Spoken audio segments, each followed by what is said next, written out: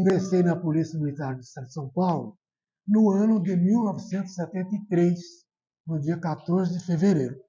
E tive a grata satisfação de trabalhar aqui em Palmeira por 2 vezes.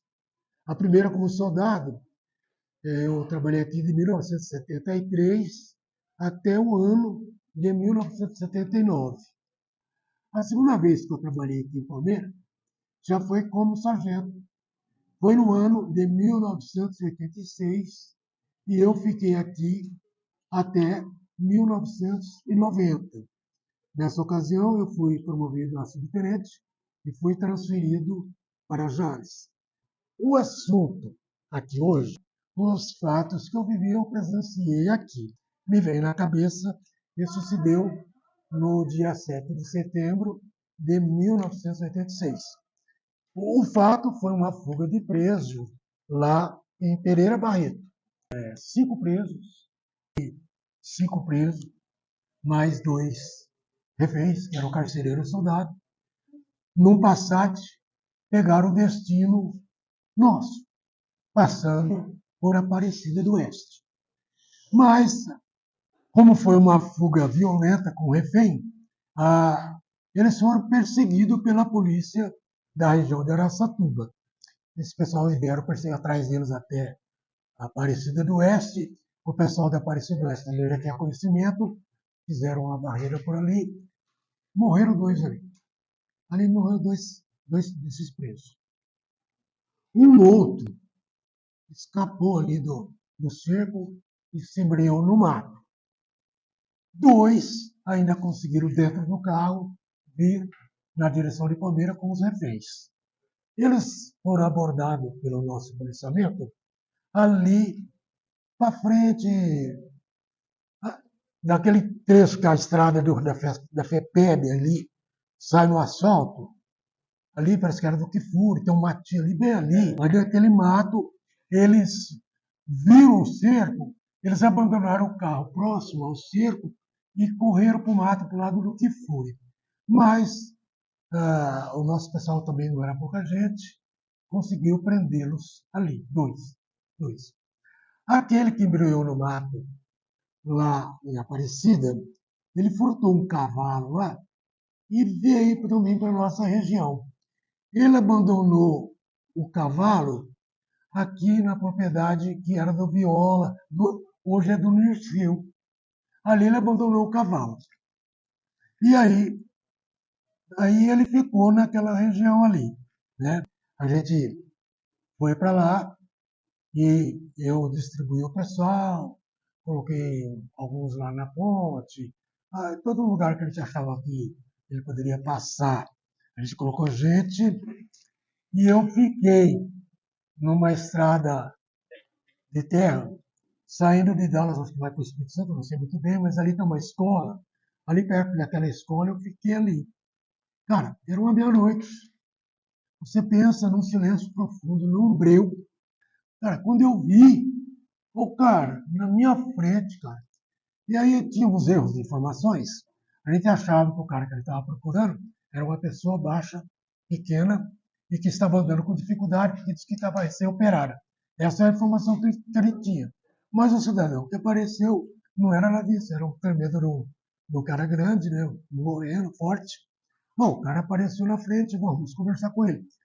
A pessoa que estava comigo não viu ele. Eu comecei a conversar com o cara e o cara não tinha visto ainda o camarada. A hora que eu falei pro cara, aqui é a polícia, vamos conversar, quem é você? Ele lia na pipa para trás, para a escuridão. E eu corri atrás. E aqui, eu quero dizer para vocês, tem umas histórias assim, macabras, folclóricas, e correu muitas conversas aí, e depois, com o tempo, parece que se esclarece ou não. Quando ele correu, ele era gordo, eu era magro, eu corri atrás, e praticamente eu alcancei ele. Quando eu estava já meio do lado dele, cara, eu não ouvia os passos dele. Você já viu por um troço desse? É interessante isso aí. Eu e ele correndo, e eu não ouvia ele, cara. Eu não ouvia ele. Achei estranho, mas Uma hora daquela, você vai ficar ligando para isso. Na hora que eu ia passar na frente dele para pararam, né? Ele saltou na cerca de aviãozinho. Eu saltei junto. Foi um grande erro, um grande erro. Ele acabou passando a cerca quase todo o corpo. Eu não passei, eu fiquei enroscado na cerca, aqui os sinais, até hoje no arame ali, e ele acabou me dando ali 3 tiros. A minha arma estava na minha mão. Conforme eu caí em cima dele, ali na cerca, ele já pegou na arma. Aí o investigador chegou, eu pedi para o investigador atirar, ele não atirou. Uma história bastante confusa, né? Mas eu não vou condená-lo. Era meia-noite, era escuro. Ele me deu 3 tiros, mas foi assim. Eu estava por cima, né, na cerca ali, e ele por baixo, de barriga para cima, e eu de barriga para baixo. A hora que ele conseguiu pegar a minha arma, ele já me cutucou com os tiros. Os tiros aqui, cutucado com o cano. Né? Foi batido com o cano. Bati o cano e puxava o dedo. Uma história estranha. Naquele tempo passava no cinema aqueles filmes de índio, né?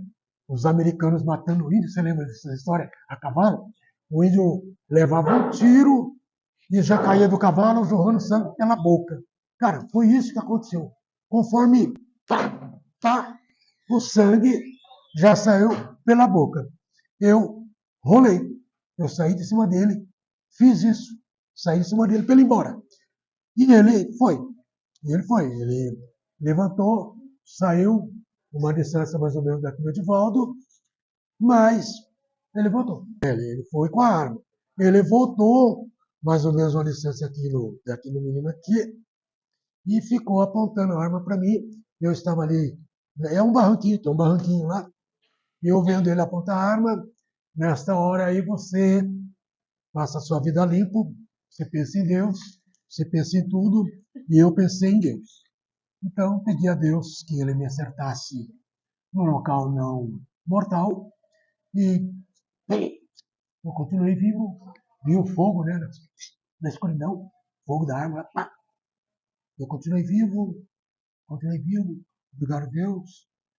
E aí, né, nesta hora o investigador estava em pé, e ele também deu um tiro no investigador, pegou de lado, não morreu porque parece que ele era meio gordinho, o tiro pegou de lado, asfixiou assim a maminha do cara, ele saiu gritando. Bom, estava feita a merda, eu fiquei ali sem condições de andar, e aí esse tiro chamou a atenção, tinha uns policiais ali por perto, quem apareceu primeiro ali foi o Enor, Cabo Enor, e o José Rubens Giacometti, que era investigador, mora aqui em Palmeira ainda.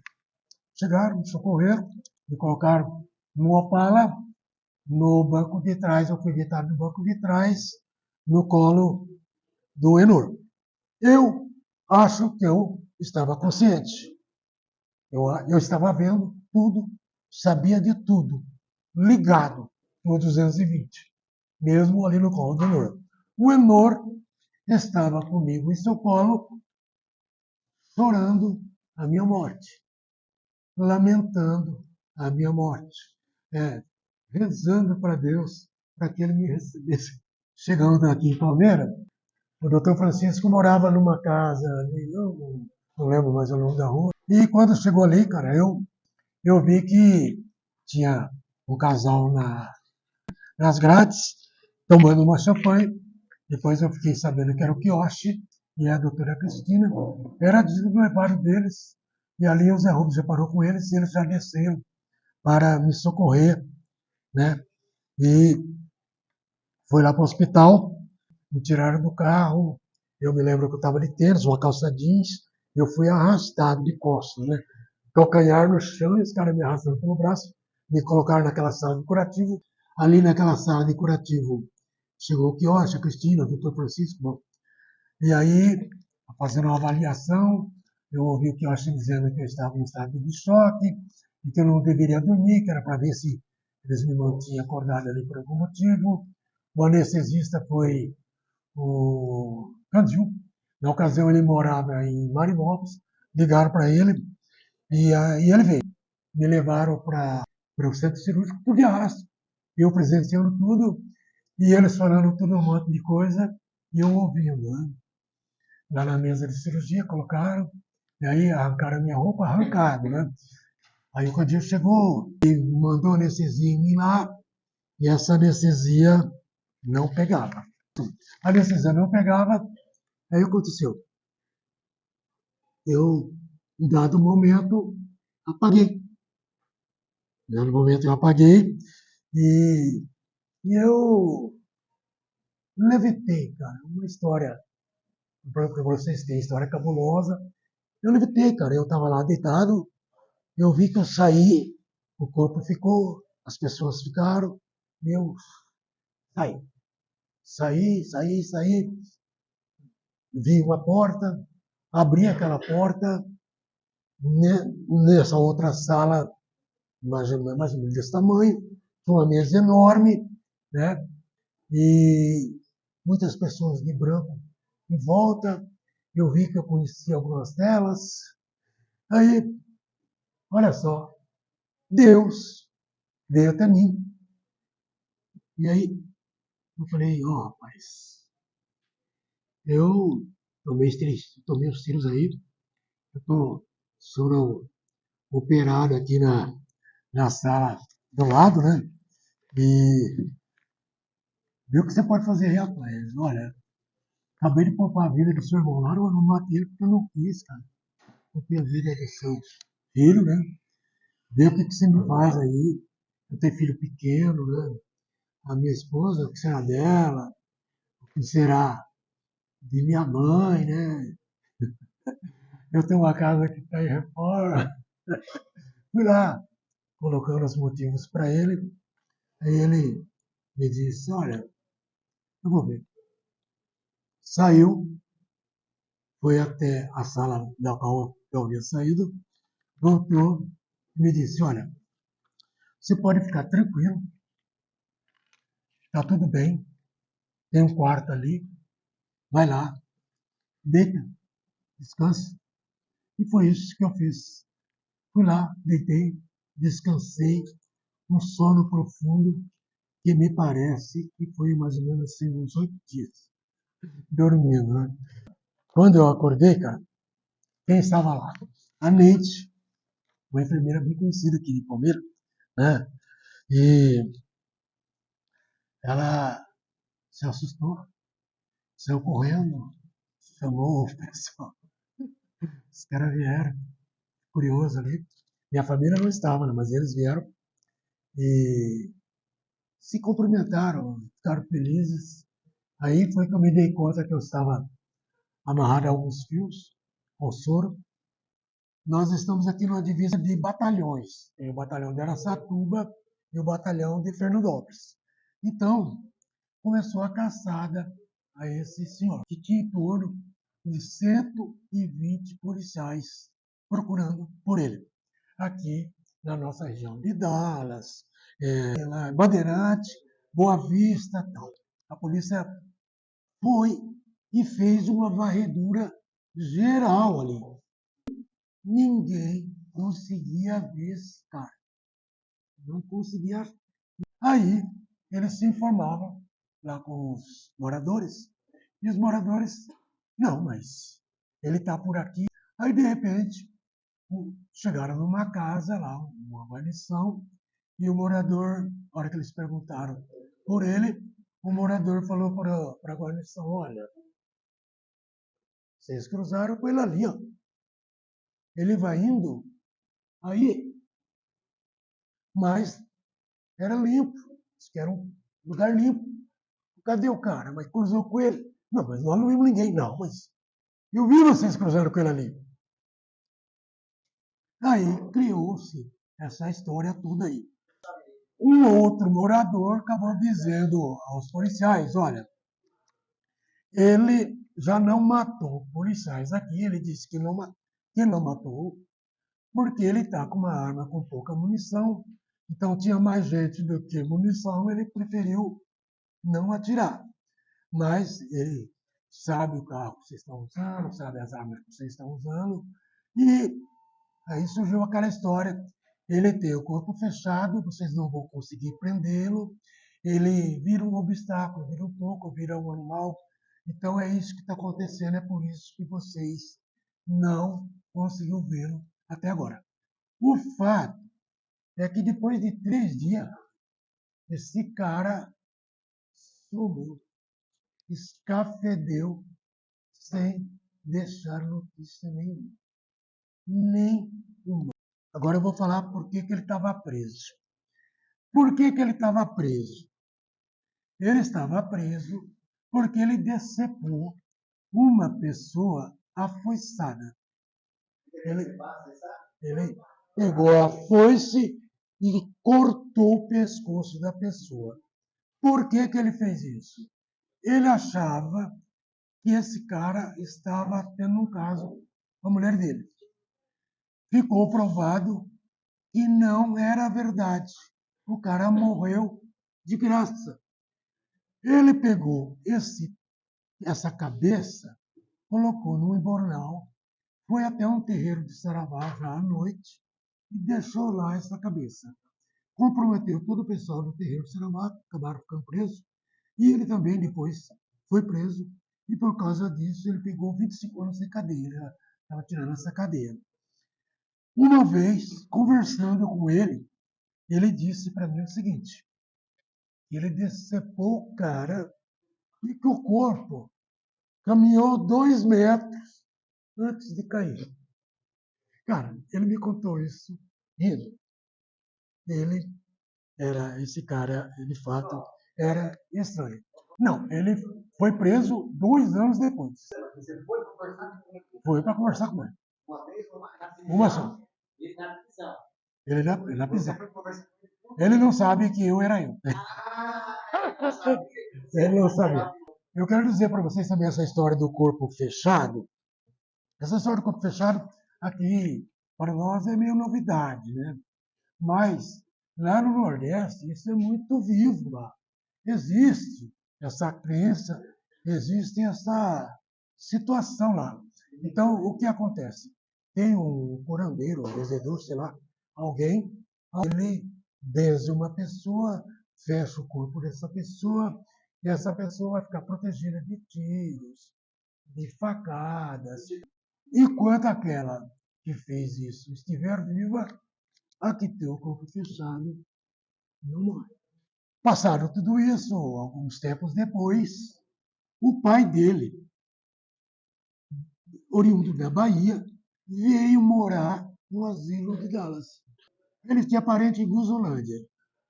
E tomava umas cachaçinhas ali nos bares de Dallas, e ele acabou comentando lá.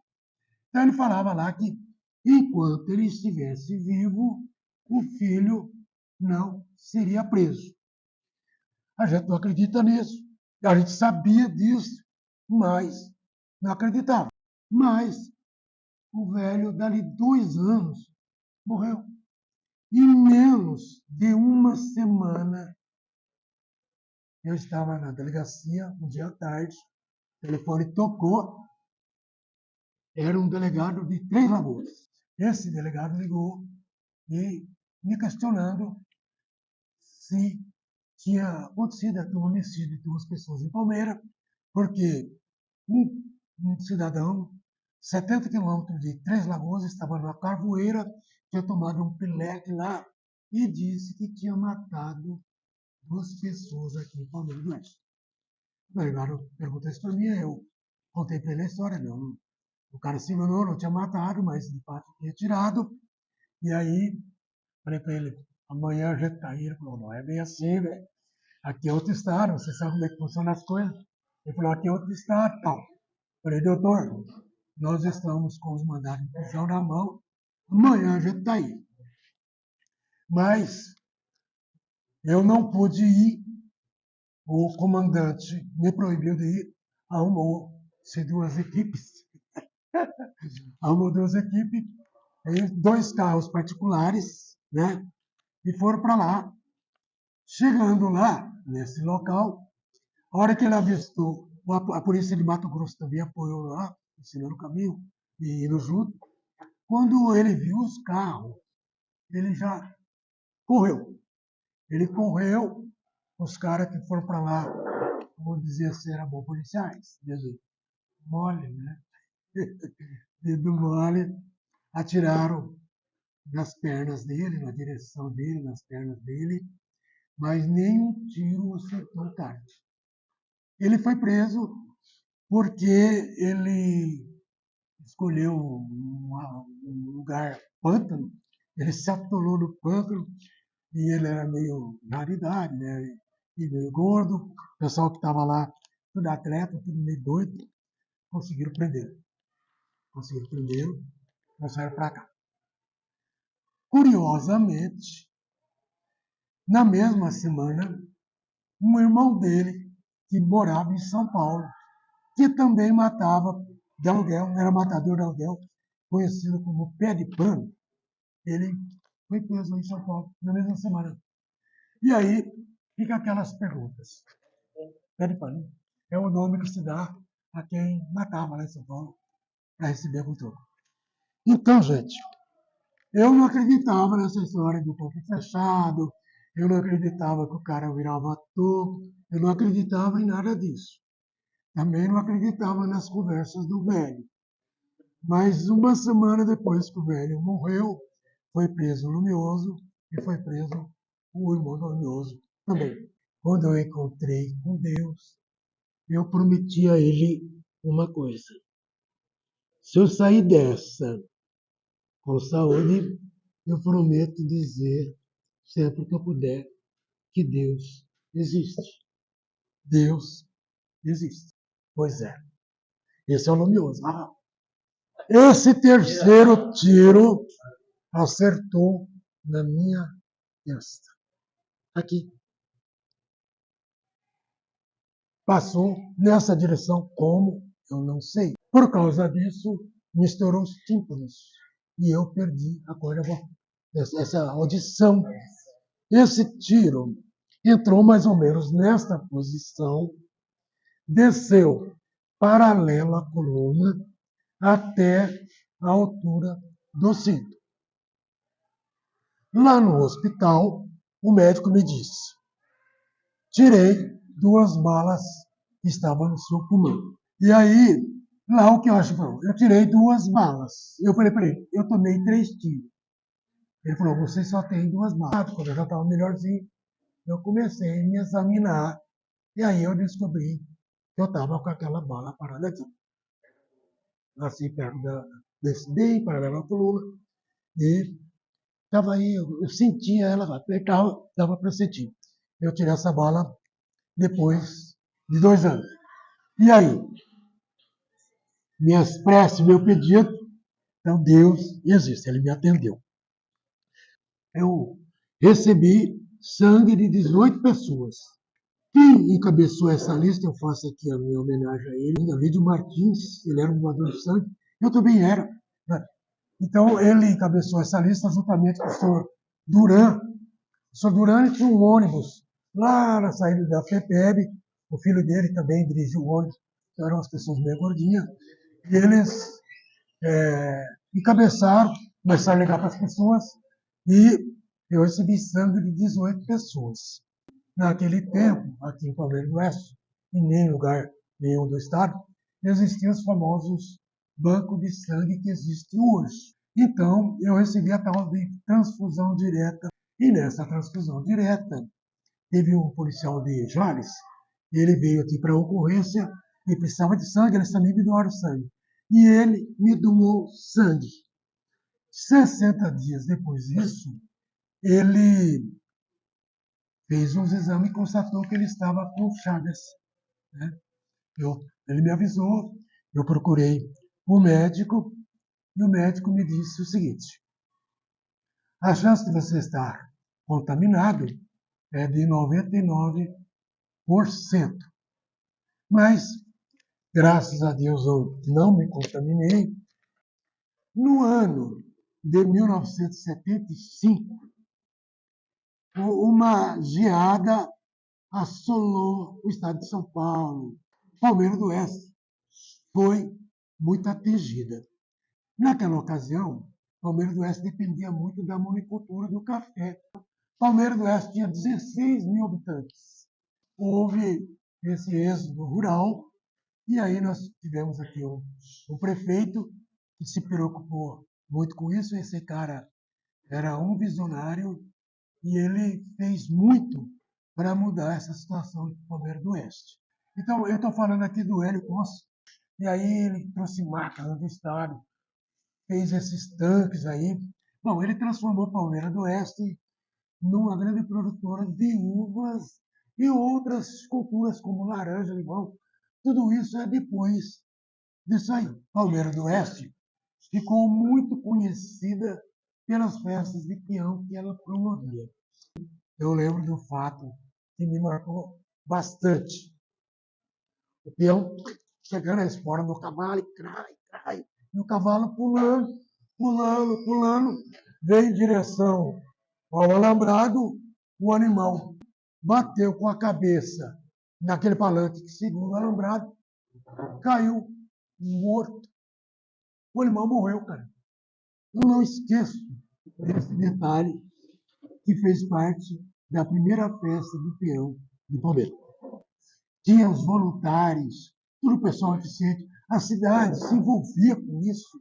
Era uma agitação total, mas duas pessoas sobressaíram aí, no meu modesto ponto de vista. Uma delas era o professor Tanaka, né? Ele era o secretário, ele cuidava dos pagamentos, de secretariar tudo, toda essa papelada, tem alvará. Bom, o Tanaka, por longos anos, cuidou disso com brilhantismo, né? O cara foi fantástico. E a outra pessoa também na festa do peão era o João Boiadeiro. Ele visitava as festas do peão por aí, selecionava os tropeiros que vinham para cá, selecionava as tropas e também selecionava os peões. Quer dizer, para cá só vinha peões de qualidade, aqueles que era meia boca eles nem chamavam. Eu quero também aqui falar de uma pessoa, de um casal, professores de Palmeiras do Oeste, professor Benatti e a dona Zaira. Muitos aqui devem ter conhecido. Esse pessoal religioso, de dentro da igreja, eles faziam de tudo para os menores. Naquele tempo não tinha conselho tutelar, não tinha nada. Quando a gente precisava de um auxílio de alguém, ele estava ali ajudando, ele fazia visita, ele ajudava as entidades, ele ajudava nas quermesses. Bom, eu não sei onde é que tivesse alguma coisa para ajudar alguém que o professor Benatti e a esposa dele não estivessem presentes. É incrível. Agora, eu vou dizer um nome aqui. Yosetaki Tamosawa, ou Luiz da Farmácia. Naquele tempo não tinha SUS, naquele tempo não tinha convênio, mas ele tinha uma farmácia na Baixada, lá perto do Canário. O senhor Luiz, ele salvou muitas vidas aqui, criança, adulto. Chegava lá, ele colocava na salinha, ele perguntava o que tinha, media a febre, media isso, media aquilo, passava a medicação, cara, incrível, salvou vida, muitas vidas aqui. Vou falar também de uma coisa que eu me sentia muito orgulhoso aqui, foi uma fábrica de carrinho de pneu que teve aqui. Irmãos Posse. Naquela época, os carrinhos eram a roda de pau. A gente falava roda dura. E eles revolucionaram, fazendo o carrinho com pneu. Foram os irmãos Posse. E eles vendiam o carrinho para a região toda. Por aí, tudo se andava, encontrava os carrinhos de pneu desse pessoal. Eles levaram o nome de Palmeiras do Oeste, além das nossas divisas aqui. Logo depois, veio também a indústria motor, que também revolucionou bastante. Eu estava no jardim, de folga, e aí tinha o tal do trem da alegria. Era um jipe que puxava várias carretinhas. E esse trem da alegria estava aqui em Palmeiras do Oeste, fazendo a alegria da meninada, e ele subiu ali para cima do Porcel, ali mais ou menos tem o Cerejinha por ali, um monte de casais em cima com seus filhos, e ao lado aquela criançada grudada, fazendo uma festa. E aí uma criança caiu, a roda passou por cima, e eu presenciei o fato, fui até lá, a criança estava morta. Eu me lembro que eu fui lá, pedi alguns jornais, cobri a criança e isolamos a área ali. O trenzinho teve que ficar parado ali. Eu peguei o motorista, peguei os documentos do motorista e falei para o motorista, eu falei, vai para algum lugar, sai daqui, porque o pai vai aparecer e nós não sabemos qual será essa reação. Não teve culpa nenhuma, mas aconteceu essa tragédia em Palmeiras. Uma outra vez, eu estava de folga e fui num circo em Palmeiras. Estava lá no circo, é para cima, sossegado. Aí o serviço de alto-falante parou ali os espetáculos e falou, a gente pede aí, se tiver algum policial, e até nossos camarins. Aí eu cheguei lá no camarim, tinha uma pessoa esfaqueada, desfalecida, já não conversava. Aí eu socorri para o hospital correndo, não teve solução. Luiz do Óleo, lembra dele? Conduziu, eu fui junto até Jales. Chegando lá em Jales, bem, não tinha documento, a pessoa já não falava mais, os caras não queriam atender. Aí eu acionei a polícia local lá, aí os caras atenderam. Bom, felizmente, essa pessoa não morreu. De uma outra história, envolve a justiça. A justiça hoje comete seus erros ainda, mas naquele tempo já cometia. Então, eu estava de serviço, estava trabalhando, e tinha um serviço de rádio, comunicou que era para me buscar um preso em São Francisco. Porque Palmeiras do Oeste, naquele tempo, tinha seus presos. Tinha preso, chegou a ter 16 presos aqui. Aí eu fui lá buscar o preso. Chegando lá, era uma pessoa idosa, honesta, ilibada, mas estava preso por ordem do juiz. O que ocorreu? O juiz, naquela ocasião, morava em Palmeiras do Oeste e prestava serviço também em Jales. Ele pegou seu carro daqui e foi para Jales. Naquele tempo não era essa rodovia, era uma estrada de terra. Passava por dentro de São Francisco. E tinha uma poça d'água lá perto de São Francisco. Ele cruzou com o carrinheiro bem na poça d'água. Ele com a velocidade um pouco acima e a água espirrou no carrinheiro.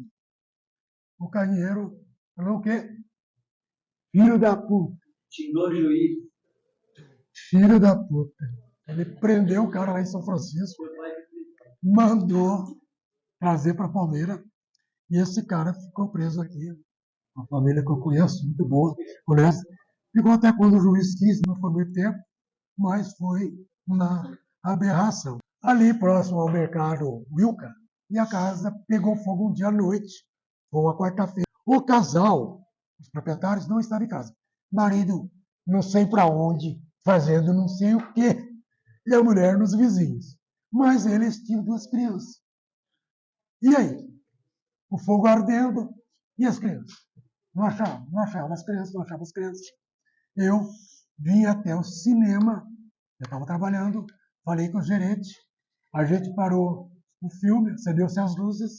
Felizmente, as crianças estavam ali. Teve um homicídio em Guzulândia. O cidadão bateu palma, a pessoa atendeu, descarregou o revólver do cara, matou o cara ali e sebo nas canelas. Né? Ou eu sumi. E eu estava de serviço aqui, o serviço de rádio avisou, deu todas as características do homicida. E, naquele tempo, tinha uma linha de ônibus que fazia Santa Fé do Sul, Araçatuba. Passava por Palmeira, por aí. Né? Eu liguei na estação rodoviária, lá no guichê, trabalhava uma pessoa lá, o nome de Manuelzinho, e falei para ele, ó, tem um homicídio aí, cara, o cara tá vestido assim, assado, né? Se esse cara, se vê alguém parecido aí, você me fala. Ficou assim. Passado algum tempo, aí umas 2 horas, 3 horas, ele me liga: João, tem um cara igual aquele que você falou aqui, velho. Naquele tempo não tinha viatura do pessoal. Eu fui lá com o meu carro particular, de longe, buracão. Vi o cara lá pro lado do bar. Lá fora, dava para ver lá dentro. Eu vi o cara lá no bar. Eu estava uniformizado, fardado, e ali tinha um ponto de táxi. E esse taxista era um japonês, por nome de Seu Ângelo. Então eu combinei com o Seu Ângelo o seguinte: falei, ô Ângelo, aquele cara, pelo jeito, aquele cara é um cara que matou uma pessoa em Gozolândia. E eu estou sozinho. E ele está armado. Eu quero ajuda sua. Você vai dar um porte de arma naquele cara, mas você fica tranquilo, ele vai estar com a mão para cima. Eu vou apontar a arma para ele. Conforme o combinado, chegamos lá perto do cara, mão para cima. Aí o seu Ângelo deu uma geral nele. Ele estava armado, com muita munição, e foi preso. Eu vou encerrar aqui, pessoal, falando para vocês. Tem um presidente que eu tinha como ídolo lá nos Estados Unidos. Ele chamava John Kennedy. E ele foi assassinado no discurso de posse dele. Fez umas frases que eu gostaria de colocar para vocês. Abre aspas. Cidadãos norte-americanos, não pergunte o que a nação possa fazer por vocês, mas o que vocês podem fazer pela nação. Eu pergunto para vocês agora, alunos do primeiro colegial do Orestes. Caros alunos, não pergunte o que a escola Orestes possa fazer por vocês, mas o que vocês possam fazer pela escola Orestes, pelo Palmeiras do Oeste e pelo Brasil.